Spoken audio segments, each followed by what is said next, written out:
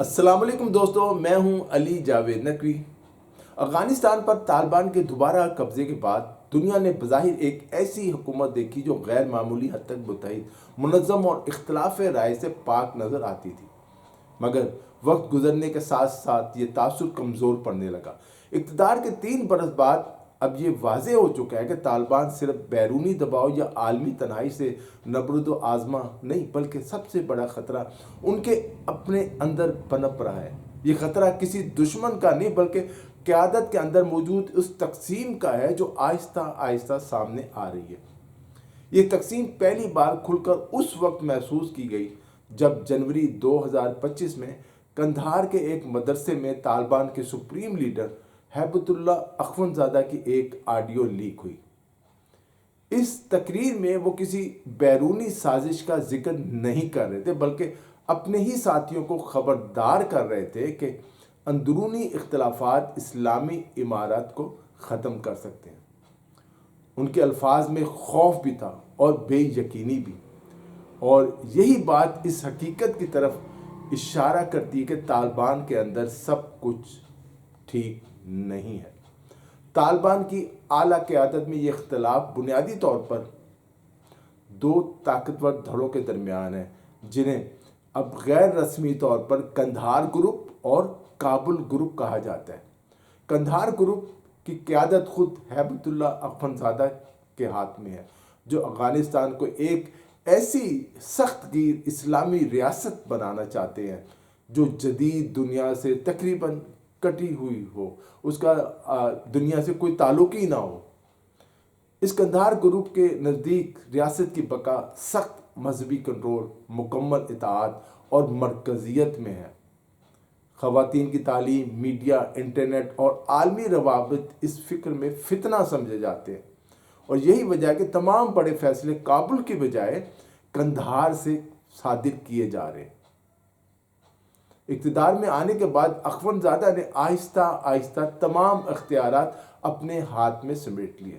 Security ادارے، اسلحے کی ترسیل، مذہبی پالیسیاں اور حتیٰ کہ نچلی سطح پر پولیس کو دیے جانے والے احکامات بھی براہ راست قندھار سے آنے لگے۔ کوئی چھوٹا پولیس افسر بھی تبدیل کرنا ہوتا ہے تو اس کا حکم جو ہے قندھار سے آتا ہے۔ کابل میں موجود وزراء، نائبین اور طاقتور کمانڈر بتدریج محض انتظامی اور نمائشی چہرے بن کر رہ گئے۔ وہی سراج الدین حقانی، یعقوب مجاہد اور عبد الغنی برادر، جنہوں نے طالبان کو اقتدار تک پہنچانے میں مرکزی کردار ادا کیا تھا، اب فیصلوں کے دائرے سے باہر محسوس ہونے لگے۔ اس کے مقابلے میں کابل گروپ ایک مختلف سوچ رکھتا ہے۔ اس گروپ میں وہ طالبان شامل ہیں جنہوں نے دنیا دیکھی ہوئی ہے، سفارت کاری کیا اور ریاست چلانے کی عملی مشکلات کو سمجھتے ہیں۔ یہ لوگ نظریاتی طور پر اب بھی طالبان ہیں، طالبان والی ان کے نظریات، خیالات ہیں، مگر عملی طور پر وہ یہ بات سمجھتے ہیں، جانتے ہیں کہ جدید ریاست انٹرنیٹ، معیشت اور عالمی روابط کے بغیر، انٹرنیشنل ریلیشنز کے بغیر زندہ نہیں رہ سکتی۔ کابل گروپ کے نزدیک خواتین کو مکمل طور پر تعلیم سے محروم کرنا نہ صرف غیر انسانی بلکہ سیاسی اور معاشی خودکشی بھی ہے۔ انہیں علیحدہ نہیں کرنا چاہیے۔ یہ اختلاف برسوں تک دبے لفظوں میں چلتا رہا، مگر ستمبر 2024 میں ایک ایسا حکم آیا جس نے خاموش تناؤ کو کھلے تصادم میں بدل دیا۔ ہیبت اللہ اخونزادہ نے اچانک پورے افغانستان میں انٹرنیٹ اور فون سروس بند کرنے کا حکم دے دیا۔ اس فیصلے نے ریاست کو، افغانستان کو لمحوں میں دنیا سے کاٹ دیا۔ قندھار گروپ کے نزدیک یہ ایک مذہبی اقدام تھا، مگر کابل گروپ کے لیے یہ حکومت کے وجود پر براہ راست حملہ تھا۔ یہ وہ لمحہ تھا جب طالبان کی تاریخ میں پہلی بار سپریم لیڈر کے حکم کو عملی طور پر چیلنج کیا گیا۔ کابل میں طاقتور وزراء اکٹھے ہوئے، سر جوڑ کے بیٹھ گئے۔ وزیر اعظم ملا حسن اخوند پر دباؤ ڈالا اور مکمل ذمہ داری لینے کی پیشکش کی کے ساتھ کہ انٹرنیٹ بحال کرا دیا۔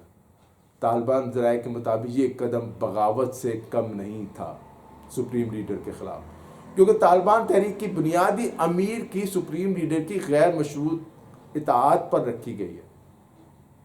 دلچسپ بات یہ کہ لڑکیوں کی تعلیم پر پابندی جیسے فیصلوں پر اختلاف کے باوجود کابل گروپ نے کبھی کھل کر مزاحمت نہیں کی تھی، مگر انٹرنیٹ کے معاملے پر ایسا ہوا۔ ماہرین کے مطابق اس کی وجہ واضح ہے: طاقت، پیسہ، حکومت اور کنٹرول۔ سب کا دارومدار انٹرنیٹ پر ہے۔ انٹرنیٹ بندش نے نہ صرف حکومت بلکہ طالبان کے اپنے مفادات کو خطرے میں ڈال دیا تھا۔ انٹرنیٹ بحال ہونے کے بعد بظاہر سب کچھ معمول پر آ گیا، مگر حقیقت میں کچھ بھی پہلے جیسا نہیں رہا۔ کابل گروپ کو خدشہ ہے کہ اب انہیں بتدریج کنارے لگایا جائے گا، جبکہ قندھار گروپ کو خوف ہے اگر بہت زیادہ سختی کی گئی تو اندرونی مزاحمت بڑھ سکتی ہے۔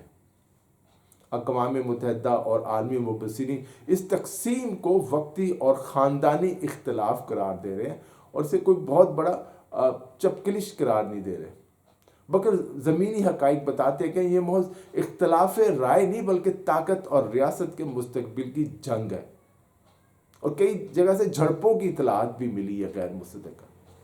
طالبان ترجمان اس تقسیم کی تردید کرتے ہیں اور اسے خاندان کے اندر دوستوں کے درمیان اختلاف سے تشبیہ دیتے ہیں، مگر حقیقت یہ ہے کہ افغانستان آج دو سوچوں کے بیچ معلق ہے۔ ایک سوچ ماضی کی طرف لے جانا چاہتی ہے، دوسری حال کو بچانے کی کوشش کر رہی ہے۔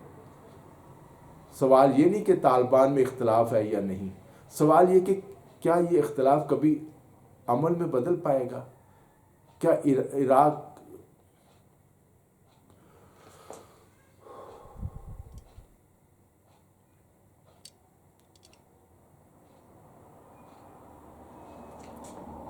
کیا افغانستان دوبارہ خانہ جنگی کا شکار تو نہیں ہو جائے گا؟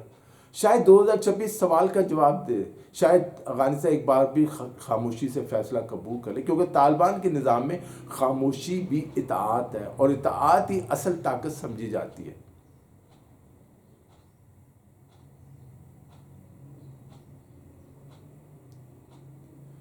دوستو، اس ویڈیو میں اتنا ہی۔ علی جاوید نقوی کو اجازت دیجیے۔ خدا حافظ۔